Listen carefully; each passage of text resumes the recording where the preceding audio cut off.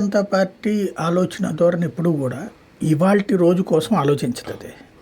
దాని mind set observe చేస్తే రేపటి ఎన్నికల్లో లబ్ధి ఎట్లా పొందుదాం అనుకునేటట్టయితే కాశ్మీర్లో ముస్లింలకు మరిన్ని అధికారాలు ఇస్తే పని జరిగిపోయేది. కాశ్మీర్లో మరి ఎందుకని ఆర్టికల్ 370-35 రద్దు చేశారు?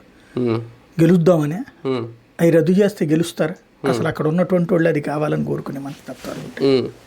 అయినా దేశ విశాల ప్రయోజనాల రీత్యా మనకి భావి భారతంలో అది ఇప్పటికే సమస్యగా ఉంది. ఆ పుండుని మాంచాలి అంటే దానివల్ల కొంత సమస్య ఫేస్ చేసేది బీజేపీనే, కానీ చేసింది కదా. ఇప్పుడు మణిపూర్ భారతీయ జనతా పార్టీ నేతృత్వంలో ఉన్నటువంటి ప్రభుత్వం, అంటే భారతీయ జనతా పార్టీ పార్ట్నర్గా ఉన్న ప్రభుత్వమే వచ్చింది.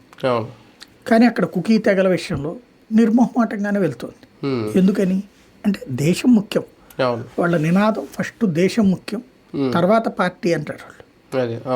అందులో భాగమే జమిలీ ఎలక్షన్స్ అనేటటువంటి. ఎందుకు అంటే రోజులు పోయే కొద్దీ ప్రతి ఏడాది కూడా, ఇప్పుడు మనం లాస్ట్ ఇయరే చూసుకున్నాం, 2019లో ఫస్ట్లో ఇది జరిగింది, 5 రాష్ట్రాలు ఇది మనకి మెయిన్ ఎలక్షన్ జరిగినాయి 2019లో స్టార్టింగ్.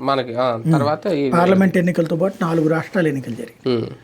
అదొక పెద్ద దాదాపుగా 6 నెలల తతంగా నడిచింది కదా. అదై